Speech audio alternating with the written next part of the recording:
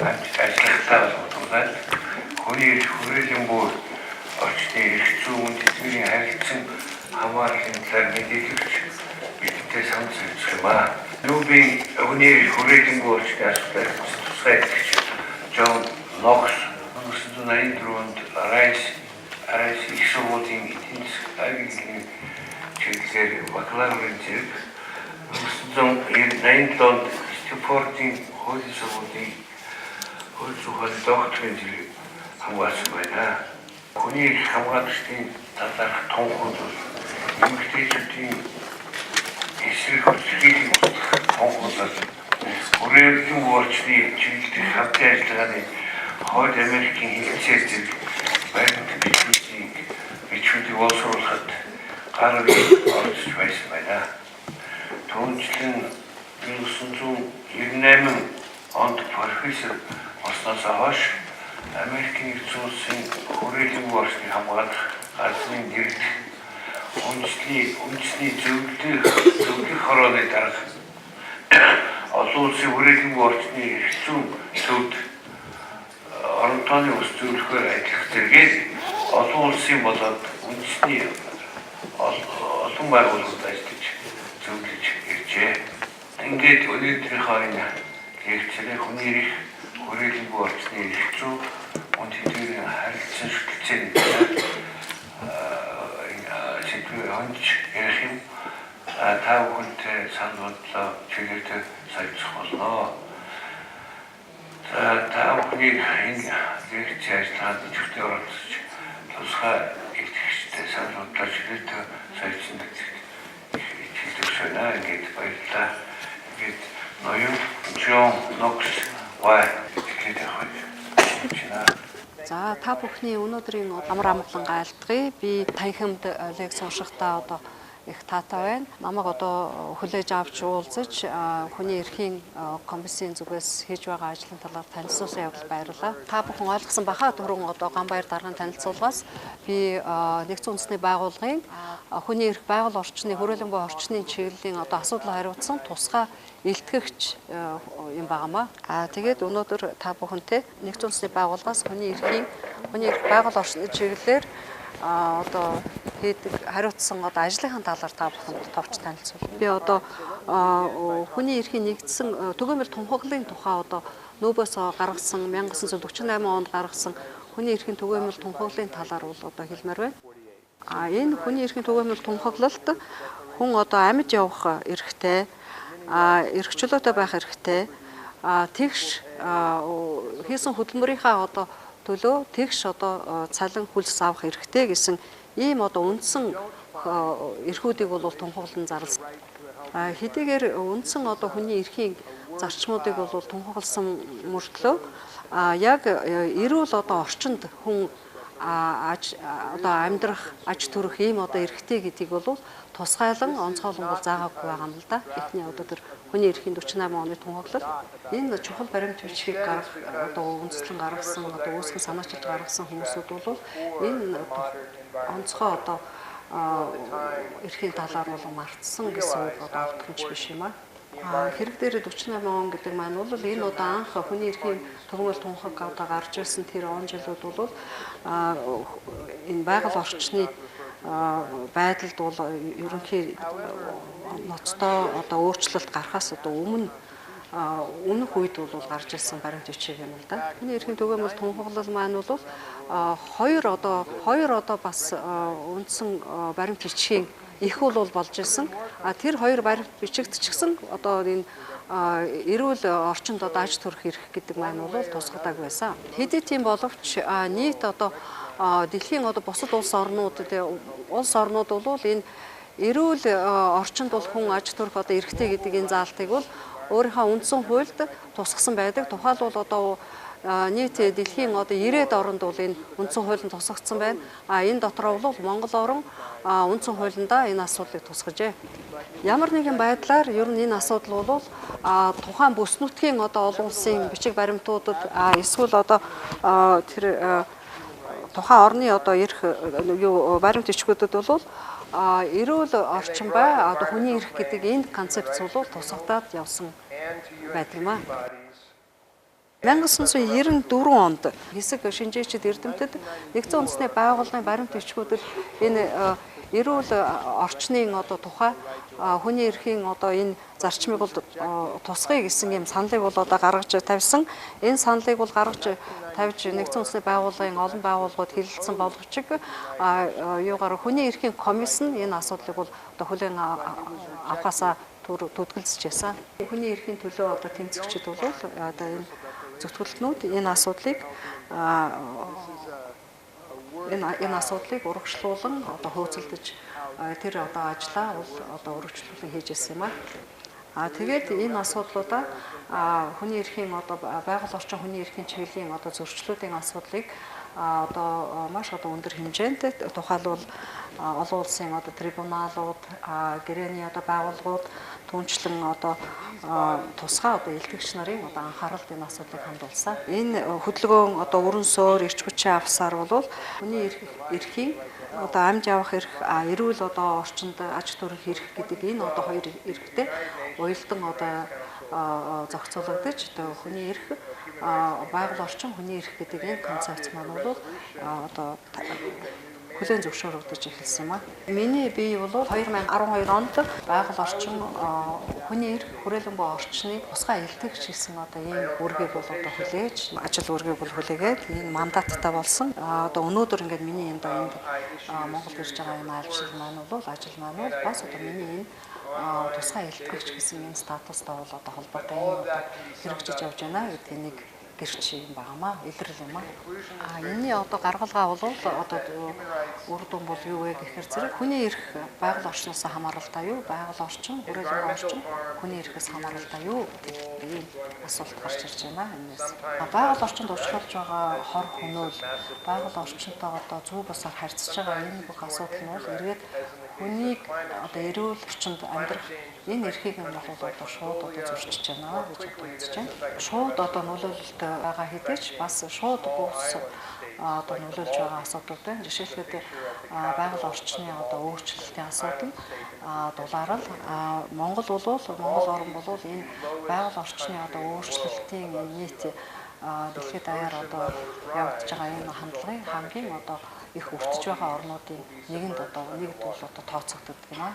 Цагуурын өөрчлөлт маань бол жижиг орнуудыг ч гэсэн арлын орнуудыг ч гэсэн хэр нөлөөлж тэдний сөрөг үр дагавар үзүүлж байгааг бол бас харж болно. Жишээлбэл энхэг далайд байдаг Малдив гэж улсын энэ Малдив гэдэг улс бол бас их байгаль орчны цагуурын өөрчлөлтөнд өртөгдөж байгаа орнуудын нэг юм. Малдивын хувьд бол далайн түвшнээс хамгийн доод зэгт нь бол оршдог тийм арга юм байна. Тэгээд далайн түвшин байгаль цагуурын өөрчлөлтөөс болоод өөрчлөгдөд усан нэмэгдээд далайн түвшин маань дээшлэх хэмжээгээр явандаа энэ улс жижигхэн арлын Малдив гэдэг орн маань бол бүр усан доор орж алга болох ийм аюул тулгараад байна. Хүмүүсүүдийн амь нас эрсддэг. Ялангуяа байгаль орчныг хамгаалж байгаа хамгаалагчдыг хамгаалах тэр бодит механизм тэр хууль зохицуулалт байдаг улмаас бол энэ хүснэгтдэр 2010 сүүлийн 12 жилд амь эрсдсэн байгаль хамгаалагчдын тухай хүснэгт бол энэ дээр ингээ харагдаж байна. Тэр хүмүүсүүд зөвхөн өөрсдийнхээ төлөө биш нийгмийн төлөө амнасаа ингэж золиослсон байна. Дунджаар хэлэх юм бол 7 хоног тутам нийт дэлхийн хэмжээгээр аваад үзэх юм бол 7 хоногт 2 байгаль орчны хамгаалагч амь нас нь эрсдэж байна гэсэн ийм гонигтай статистик бол харж болж байна. Энэ ялангуяа Латин Америк, Зүүн Өмнөд Азийн орнуудад бол энэ тоо бол их өндөр байна. Энэ байдал маань бол улам орцсоор л байгаа. 2015 оны статистикийг харах юм бол 7 хоног тутам 3 байгаль орчны хамгаалагч амь насны эрсдэж байна гэсэн ийм тоо гарч ирсэн. Нэрсүүдийн дурдаад байх юм бол маш их урт жагсаалт болно. Тэгээд энэ хүснэгтэн дээр энэ зурган дээр бол сүүлийн 2 жилд ямар бэрхшээлийг туулж одоо энэ улсууд амнасаа эрсдэж ингэж одоо тэнцэж байгаагийн дүр зураг одоо харагдаж байна. Of course, for every person killed, Амь эрсдсэн бол одоо хамгийн хүнд асуудал. Түүнээс гадна бол энэний цаана өчнөө олон хүн хоригдож, байцаагдаж, ямар нэгэн үндэслэлгүйгээр одоо эрх чөлөөнд одоо хязгаарлагдсан ийм асуудлууд бол гарч байгаа. for example, this Жишээлбэл энэ эмэгтэй Вьетнам эмэгтэй байна. Энэ хүн өөрийнхөө одоо байгаль орчныхаа хөрөлбөө орчныхаа асуудлаар одоо хамгаалж тэрнийг өөрийнхөө одоо энэ шүүмжлэлтэй асуудлуудыг интернетаар одоо хуваалцсныхаа төлөө Вьетнамын засгийн газар энэ хүнийг одоо эрх чөлөөг нь хязгаарласан. Энэ процедурын хамгаалалтаас гадна төр засгийн зүгээс альва орны тодорхой тухайлсан энэ бодиттой одоо үйлдэлүүдийг одоо асуудлуудыг бодлого одоо хэрэгжүүлэх ёстой байдаг. I won't go through all of Тийм the нарийн analysis. судалгааны юг дурдахгүйгээр гол зарчим юу гэдгийг гэхээр зэрэг одоо өнөөдрийн хөрсөн төвшнгөөс хизээч одоо ухралт хийж болохгүйгээр урагшилж энэ одоо бодлогоо явуулах ёстой. Ялангуяа одоо энэ байгаль орчны хамгааллын иргэдийн одоо энэ үгийг дуу хоолойг боомлох, эрхийн одоо хязгаарлах энэ асуудлаас бол тацгалзах ёстой гэж одоо үзэж байгаа. Байгаль орчинтой одоо буруу зүй зохисгүй одоо харьцснаас болоод үүссэн энэ одоо хөндөрлүүдээс хүртэж байгаа одоо иргэд эмзэг бүлгийнхнийг бол бас хамгаалах одоо үүрэгтэй. Тал бол одоо дэлхийн улс орнуудын одоо уугуул иргэд гэдэг одоо хэсэг улсууд маань бол ийм төрлийн буруу үйлдэлд бол их одоо өртөж хохирдог гэсэн үзүүлэлт байдгийг. Байгаль орчинд байгаа шууд одоо ойр ажиллаж хөдөлмөрлөж байгаа, амьдарч байгаа одоо энэ хүмүүсүүдийг эрхүүдийг одоо хамгаалах тэр эрхүүдийг бол одоо хүлээн зөвшөөрөх тэдний одоо тавьж байгаа одоо орон нутгийн үүсгэл санаачлагыг бол одоо зөвшөөрж одоо зохицуулах ийм одоо бодлогыг авах ёстой гэсэн одоо байр суурьтай байдаг юм а.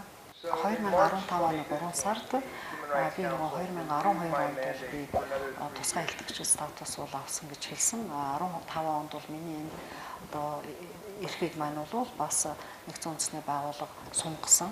Тэгээд энийг бол дахиад 3 жилээр сунгаж өгсөн. Тэгээд би 2015-аас хойш бол би өөрийнхөө одоо хийж байгаа одоо ажлаа бол 2 чиглэлээр бол явуулсан. Нэгдүгээр одоо чиглэл эхний чиглэл нь бол одоо гол төлөв илтгэлүүд бол одоо гаргаж энэ илтгэлүүд маань бол цаг уурын одоо өөрчлөлт биологийн төрөл зүйлийн зохицолтон одоо нэг талаар бол би энэ тайлангуудаа бол бичиж гаргасан одоо хэвээр байгаа. Хоёр дахь одоо чиглэлийн асуудал маань бол энэ хүний эрх байгаль орчин хөрөлбөө орчны хоорондын одоо уялдаа холбоо зохицолтоо талаар бол одоо би судалгаа хийж энийг бол танилцуулж баримт өчгүүдэд тусгах юм ажлаа бол хийж байгаа. Ингэж тайлан илтгэлээ бол одоо тавихын тулд бол би улс орнуудаар бол нэлээд одоо явж байдалтай бол газар дээр нь танилцдаг. Өнгөрсөн жил хэд би Мадагаскар, Уругвай одоо очиж байсан, судалгаа хийсэн, танилцсан. Энэ жил бол би одоо Монголд ирсэн юм аа. Ингэж газар дээр нь очиж танилцахаас гадна бол би хүмүүсүүд надад улс орны одоо дэлхийн өнцөг болон бүрээс ийм одоо зөрчил манад гарч байна гэдэг талаар надад илтгэж, надад бол бас хандаж энэ асуудлыг одоо шийдэхэд оролцож өгөөч, өөрийнхөө илтгэлд одоо оруулж өгөөч гэсэн хүсэлтүүд байнга бол одоо ирдэг юм аа.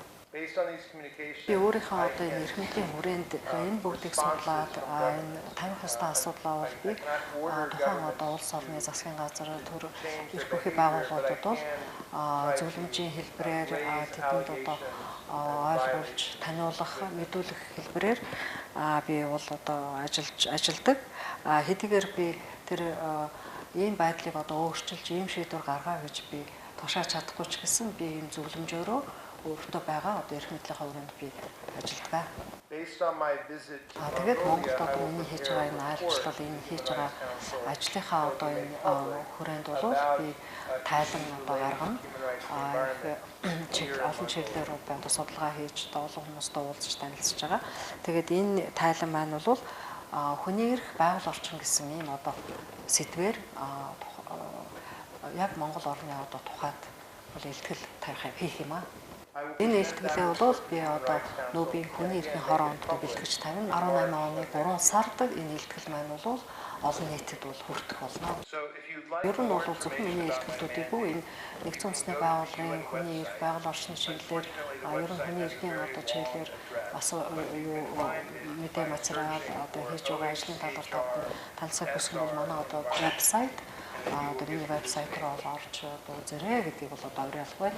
Энэ вебсайт маань бол нэг их одоо урт нэртэй. Тэгвэл үндсэндээ та бүхэн нэгдсэн үндэсний байгууллага UNHCR гэдэг тэрэн дээрээ тэр одоо байгаль орчин хүний эрх гэдэг асуудлаа оруулаад үзэх юм бол миний одоо энэ нээлтгэл 18 оны 3 сараас хойш нээлттэй болно. Монголын гадаа курст орж танилцуулна. Тэгээ бусад материалуудыг эндээс одоо үзээрэй гэж. Харамсалтай би өөртөө илтгэлээ Монгол дээр бол одоо нээлттэй тавьж чадахгүй гэхдээ нэгдсэн үндэсний байгууллагын албан ёсны 6 хэл энэ дотор англи хэл, орос хэлээр бол энэ илтгэл маань орчуулгад нь тавигдах болно. Тэгээд энийг бол миний одоо хувийн бас вебсайт би өөрөө одоо тусгай илтгэгчийн хувьд бол одоо хувийн вебсайт та тэгээд Twitter тэр сошиал медиагийн одоо Facebook босод одоо нийгэм төртөмчтэй энэ одоо сувгуудаар бол мэдээллийн сувгуудаар надтай одоо миний хийж байгаа ажил одоо эрх үүргийн талаар бол танилццгаарай. За ингээд би одоо өөрийнхөө танилцуулгыг одоо товчлъя. Надад энэ болцоо одоо олгож та бүхэнтэй уулзах олцоо олгосон явдалд бол би одоо хүний эрхийн одоо үндэсний комиссд бас талархлаа илэрхийлье гэж нэг болцоо олгосон. Тэгээд одоо асуулт авах юм бол би одоо ярилцъя. За сонирхолтой хэлгээр тавьсан баярлалаа. Хуулж өмгөөлөгч Оргилмаа.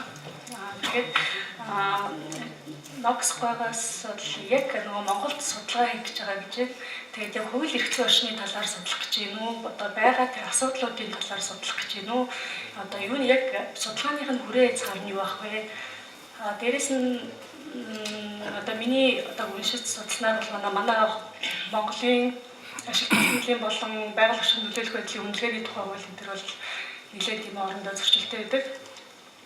Хууль эрх зүйн орчны хувьд бол тийм би бол хоорондоо уялдаагүй байдаг гэж ойлгож байгаа. Тэгээ хамгийн эхлээд бол яг ямар хүрээгээр судалгаа хийх вэ гэдэг нь бол асууя. Одоо энэ аяллаа бий болох одоо энэ миний тайлбар бол одоо хүний эрх Монгол одоо хүний эрхийг байгаль орчинтой холбоотойгоор хэрэгжүүлж байгаа байдлыг авч үзэх юм аа. Тэгээд улс орнуудаар явахдаа Монголоор мөн ажиллах явахдаа одоо сайн туршлага юу байна тэр сайн туршлагуудыг талаар мэдээлэл олж авах энэ бол таатай хэсэг нь. Нөгөө тэгвэл одоо хүний эрхийг одоо Монгол хэрэгжүүлэхэд одоо ямар асуудал ямар зорилт бэрхшээл тулгарч байна вэ гэдгийг бас авч үзнэ. Тэгэхээр одоо засгийн газар жишээлбэл энэ үүргээ гүйцэтгэх хүрээндээ одоо байгаль орчны нөлөөллийн талаар олон түвшинд мэдээлэл өгөх тал дээр одоо дотоод боловсрол ажиллаж одоо энэ үйлдэл хийх чадахгүй байна. Эсвэл одоо шүүхээс одоо байгаль орчны одоо хохирлоос одоо хүн амд учирсан тэр хохирлыг нөхөн төлөвлөх хохирлыг төлөвлөх асуудал дээр шүүх хангалтгүй ажиллаж байх. Эсвэл одоо тодорхой хүн амыг одоо ялгарлан гадуурхах байдлаар хандах заримд нь одоо дутуу одоо анхаарал хандуулах гэх мэт ийм нөхцөл байдлын талаар авч үзнэ. Тайлангараа би засгийн газарт одоо шаардлага тавьж одоо тушааж захирах боломж байхгүй. Гэхдээ зөвлөмжүүд бол орно. Энэ зөвлөмжүүд маань зөвхөн одоо засгийн газарт чиглэсэн төдийгүй бусад одоо оролцогчдод бас зориулагдсан нь одоо энэ бизнесийн байгууллагууд, олон улсын байгууллагууд, санхүүжүүлэгч гэх мэт. Тэгээд одоо энэ тайлан бол эцэстээ одоо олон нийтэд нийтлэгдэж түгээгдэх болно. Тэгэхээр одоо эхний асуултанд хариулсан болов уу гэж бодож байна. Одоо хоёр асуултыг сонсъё. Хамгийн гол нь санаа зовж байгаа асуудал бол нөгөө байгаль орчны нөхөн сэргээлттэй холбоотой асуудал байна. Тэгээд манай нөгөө хуулийн зохицуулалт болохоор тухайн жилийнхаа нөгөө байгаль орчны нөхөн сэргээлтийн зардлын 50% бол нэг байгаль орчны тийм тусгай дансанд байршуулдаг байгаа. Тэгээд энийгээ бол тусгай зөвшөөрөл эзэмшигчид нь бол ерөөсөө хуулиар хүлээсэн үүргээ биелүүлчлээ гэж ойлгоод тэгээд нөхөн сэргээлтэй бол хийхгүй орхдаг тийм нэг тийм түгээмэл хандлага ажиглагдаад байгаа. Тэгээд яг эдгээртэй холбоотой зохицуулт нь ер нь тэр байгаль орчныхоо хуулиудад байх ёстой юм уу? Аль эсвэл тэр ашиг нутгийнхаа хуулиудад дээр байх ёстой юм гэдэг тийм бас нэг асуудалтай. Тэр хүмүүс нь нөгөө нэгдсэн тийм байр суурь байдаг. Тэгээд яг энэ тал дээр одоо яг ашиг хууль дамжтай илүүдэлгүй байх ёстой юм бэ? За энэ асуудлыг бол би дуусгах энэ асуудлыг бол мэдж байгаа. Гэхдээ энэ дээр энэ хариултанд бол одоо илүү их мэдээлэл надад хэрэгтэй байгаа юм байна. Тэгэхээр өөрт чинь энэс илүү дэлгэрэнгүй мэдээлэл байвал миний имэйл рүү бичнэ үү? Тэгвэл энэ асуултанд хариулахад илүү тустай байх юм аа. Тэгээд ерөнхийдөө бол би дэлгэхэд уул уурхай гэдэг маань байгаль орчинд маш их хор гөнөөлттэй үйл ажиллагаа байдаг. Уул уурхай хийсэн газарт байгаль орчны нөхцөл сэргийлэл хийх нь одоо туйлын их өндөр үн өртөгтэй ажил байдаг. Тэгээд нөхцөл сэргийлэлт нь одоо ямар өртөг задлалтай байх вэ гэдэг нь өртөг задлалын хэмжээг нь өөрчилж мэдэх боломжгүй байдаг. Одоо үнэхээр байгаль орчны нөхцөл сэргийлэлт үнэхээр хийгдэх нөхцөлийг бүрдүүлэх тийм механизм, тийм одоо байгууллага бүтцийг бий болгох нь маш чухал байна. Энд бол одоо нөхцөл сэргийлэлтийн шаардлагатай яг бодиттой 100% одоо зардлын хөлөөлөх хэрэгтэй түүнээс биш одоо өөрчлөлт одоо таамагласан зардлын 50% биш. Байгаль орчны иргэний зүйл, өдөртөх зүйлийн гишүүн Ганбаатар. Энэ үндэстэн дамжсан корпорациуд ялангуяа хөгжил буурын орнууд санаатай буюу санаандгүй эко-террор хийж идэг гэж ойлгодог. Энэ тал дээр ялангуяа олон улсын хэмжээнд зөвлөмж боловсруулж өгөх арга байдгүй. Бодит фактууд болдог. Жишээ нь Дорноговын Улаанбаатарын Батархтай Арева гэж компани гүний усанд Селен гэдэг бодисыг бол тэр өндөр хөгжилтэй компани санаандгүй алдах тохиолдол бол яагаад ч байж болохгүй. Тэгэхэд дөрвөн тийм санаандгүй үйлдэлүүд хийгдсэн орон нутгаас малчтанд ажиллаж байгаа. Дорноговын Улаанбаатарт Арева гэж компани том дөрвөн одоо байгууламж дээр гүний усанд Селен гэж бодис химийн бодисууд алдсан байгаа юм л да. 2012 онд тэгээд мал өгчээсэн тохиолдол. Тэр компани маань өөрөө дэлхийд хамгийн том технологи зөвшөөрч компани. Тэнд бол санамсаргүй алдах тохиолдол байхгүй. Би бол орон нутгийн малчтыг дайжуулах гэж хийгдсэн ажил болов гэж боддог л да. Энэ бол эко-террор гэж ойлгодог. Асуулт нь яг ийм юм дээр олон улсын шинжээчдэр ажиллах боломж өгдөг гэсэн. Одоо ийм байгаасаа гэж хүсдгийн одоо нүүр одоо ийм төрлийн хэрэггүүдийг шалгах илүү олон тооны мэргэжилтэнтэй байгаасаа гэж хүсдгийн. Тэгээд одоо амлж чадахгүй нүүрийн байгаль орчны агентлаг ийм төрлийн хэрэгийг одоо шалгах боломж нөхцөл нөөц болцоо хангалттай байгаа гэж хэлж чадахгүй. Гэхдээ та энд хэргийн талаар надад тодорхой мэдээллийг бичээд явуулах юм бол тэр мэдээллийг би дамжуулъя. Тэгээд дамжуулахаар юу болох нь харъя. Санаа батханы хэрэгсэл болоо. Хоёрын сургуулийн багш шиг хүн байна. Тэгээд энэ байгаль экологийн асуудал, цаг уурын асуудал бол өнөөдөр улс орнуудад угаасаа эдийн засгийн хүндрэлээс илүү тулгымсан асуудал гэдэг нэг хүлээж зөв сүүлийн 2-3 жил хэл давсахтай эдийн засгийн чөлөөтэй энэ асуудлыг ярьж байгаа мэдээж байгаа. Тэгээд энэ асуудлаар бас манай улсад энэ судалгаа хийж бас тийм ээ. Ер нь бол хүний эрхийг байгаль орчноос бодорчигдээд байна уу? Эсвэл засгийн зөвлөлтөөс бол хүний эрхийг одоо зөрчигдээд байна уу гэсэн асуудал хариулт өгөх гэж байгаа бас талхаж байна. Тэгээд энэ асуудал бол өөрөө яахааргүй бас хүн төрөлхтний төлөвөөр бидний оршин байртай холбоотой асуудал учраас хүн болгонд хамааралтай байх. Тэгээд нүүх бол энэ асуудлыг бас нэлээд хожуу анхааралтай авч улс орнуудын анхаарлын төвд оруулсан бас нэг жоохон нэлээд хожуу байсан бас нэг жоохон тийм ээ энэ бүх улсуудын засгийн газрын нэгдсэн холбоо хийж ийм асуудлыг авсан бас нэг жоохон бас харамсалтай санагддгийн. Тэгээд сүүл хүртэл одоо 11 дэх зарчим бол хүрээлэн борьчны хамгаалах зарчим гэж оруулж ирлээ шүү дээ.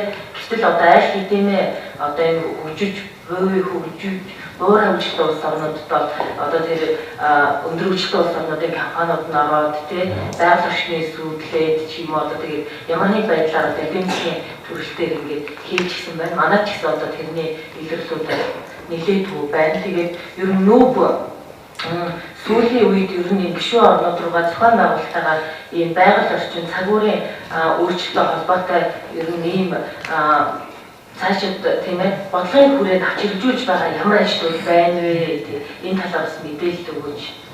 За олон улсын одоо байгаль орчны асуудлаарх одоо хамгийн олон улсын одоо гол одоо эрх зүйн орчин эрх зүйн баримт бичиг бол 2015 оны 12 сард батлагдсан Парисын гэрээ байгаа.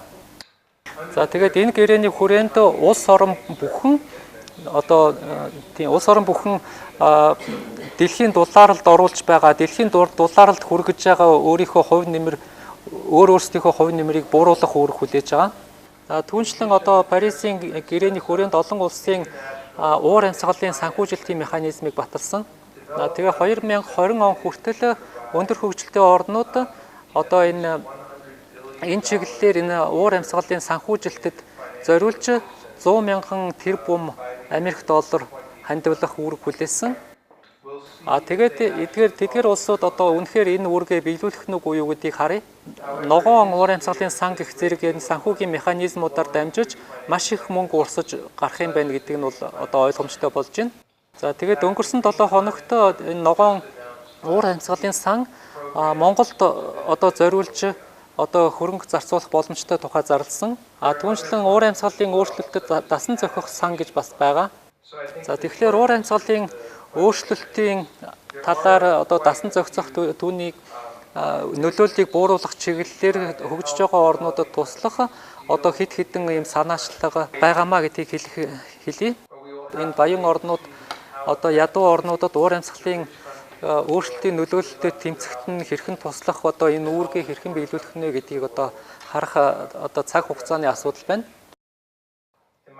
Би бол өөрийнхөө тайланд бол энэ бол хүний эрхийн асуудал юм аа зөвхөн уур амьсгалын асуудал төдий биш юм аа гэдгийг онцлон дурдна. За тэгээд хүний эрх бол одоо улс орнууд уур амьсгалын өөрчлөлтөөс нөлөөлсөн хүний эрхийн зөрчил, хүний эрх одоо хэрэгжихгүй байгаа асуудал дээр арга хэмжээ авах одоо үүргийг хүлээлгэсэн байгаа. Гэхдээ эдгээр одоо үүрэг хариуцлагыг бодит байдал болгохын төлөө маш их ажил хийх хэрэгтэй болно. Иргэний нийгмийн байгууллагуудаас төрөлцөх одоо яаж нөлөөлж ажиллах вэ? Байгаль орчинтой холбоотой хүний эрх зөрчиж байгаа уулуурхай компаниудтай холбоотой асуудлуудаар одоо зарчим юунууд байд юм бэ та? Зөвлөгөө санал маягаар. За тэгэхээр одоо төр засгийн газарт нөлөөлөх хамгийн оновчтой аргын талаарх мэргэжилтэн бол би биш л дээ. Тэр тусмаа би Монголын талаарх мэргэжилтэн бас биш. Тэгэхээр Монгол улсын засгийн газарт хэрхэн нөлөөлөх вэ гэдэг талаар зөвлөгөө өгөх одоо тийм байр суурьтай хүн биш л дээ. Үүний оронд одоо та бүхэн хэлж байна. Одоо хүмүүс одоо хүмүүст хүний эрх гэж байна. Тэрийг одоо хэрэгжүүлэх шаардлагатай. Тэгэд хүмүүс байгаль орчны асуудлаарх мэдээллийг хүлээж авах хэрэгтэй. Тэгээд тэр мэдээллийг ирж хайх хэрэгтэй. За тэгээд хүмүүс өөрсдийнх нь амьдралд нөлөөлөх төслүүдийн талаар одоо санал бодлоо хэлэх хэрэгтэй.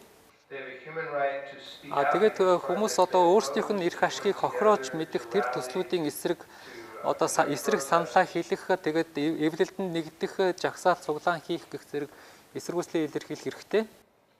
За тэгээд энэ бүх арга хэрэгслүүд байна. Тэгэхээр хүмүүс одоо эвлэлдэнд нэгдээд тэгээд тэр эвлэлдэнд нэгдсэн одоо иргэний нийгмийн байгууллагаараа одоо хэрхэн энэ одоо арга хэрэгслүүдийг илүү оновчтой хэрэглэх вэ гэдэг тал дээр зөвлөлдөж шийдвэр гаргах боломжтой. Яг аль арга хэрэгслийг ашиглах нь зүйтэй вэ гэдгийг хүний эрхүүд хэлэхгүй. Гэхдээ тийм арга хэрэгслүүд байгаа. Тэгээд тэр арга хэрэгслүүдийг өөрсдөө тухайн нөхцөл байдалд хэрхэн оновчтой ашиглах вэ гэдгээ өөрсдөө шийдвэрлэх хэрэгтэй гэдгийг хүний эрх хэлнэ. За тэгээд ямарваа бодлогыг эсэргүүцсэний төлөө одоо сүрдүүлгэд өртөх одоо ямар нэгэн байдлаар хор хохирол хүлээх хүлээхээс чөлөөтэй байх хэрэгтэй. Өөрөөр хэлбэл тийм байдлаас хамгаалагдах хэрэгтэй. Тэр бодлого нь бол засгийн газрын дэмжиж байгаа бодлого байсан ч тэрнийг одоо тухайн хүн амын бүлэгч юм уу өөрт нь хохиролтой байна гэж үзэх юм бол тэрнийг эсэргүүцэх, эсэргүүцснийхээ төлөө тэрнээс ямар нэг сүрдүүлэг, занал хийлэл, аюул хохирлоос хамгаалагдах хэрэгтэй. Хүний ерөнхий аюулгүй орчинд амьдрах эрх нь одоо гэр ороолын юмнаас болоод бас маш зөрчигдөж байна. Бүрсийн тохиолдож байна, усын тохиолдож байна, агаарын тохиолдож байна. Тэгэхээр энэ яг энэ хүн төрөлхтний асуудал энийг шийдэх гэхээр хүмүүс нь өөрсдөө ойлгож байгаа боловч эдийн засгийн хувьд тэднийг шийдэх боломжгүй. Энэ дээр засгийн газар оролцох юм уу? Эсвэл ямар нэгэн төлөвлөрөөд энийг шийдэж өгөх боломж өгөх юм болов бусад орнд энэ ямар нэгэн байдлаар шийдэх гэсэн тийм сайн туршлага байна уу? Энэ бол Монгол орны хувьд бол маш том орчны асуудал. Энэтэй санал нийлж байна. За тэгээд олон орн одоо энэ асуудлыг шийдвэрлэхэд бол маш амаргүй одоо асуудлыг давж ирсэн. Түүний зэрэгцээ уур амьсгалын өөрчлөлт яг энэ асуудалд ч гэсэн бас сөргөөр нөлөөлж уламд ордуулна. За жишээлбэл одоо уур амьсгалын нөлөөллөөр одоо малчид уламжлалт аргаараа бэлчээрийн мал аж ахуй эрхлэх боломжгүй болох юм бол тэгэхээр тийм боломжгүй болох юм бол улам л олон хүмүүс одоо Улаанбаатар болон бусад хотууд руу нүүж тэнд шавж тэгээд энэ орчны асуудал улмал хүндэрнэ. Тэгээд энэ асуудалд бол энгийн шийдлийг бол мэдэхгүй. Засгийн газар бол энийг мэдж байгаа, энэ асуудлыг мэдж байгаа, энэ асуудлыг шийдвэрлэхээр одоо орлого хийж байгаа гэдгийг мэднэ. Тэгээд та бүхэнд баярлалаа. Хүмүүсийн комиссаас одоо энэ ярилцлагыг тавьсан баярлалаа.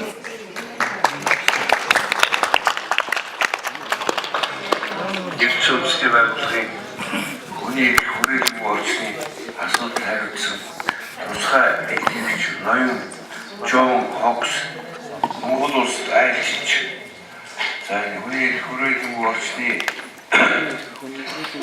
асуудал сэдвээр бүхэнд сонирхолтой лекц уншиж та бүхний асуултанд хариултыг бол их оновчтой нарийн өгсөн явдалд талархаж байгаагаа илэрхийлье.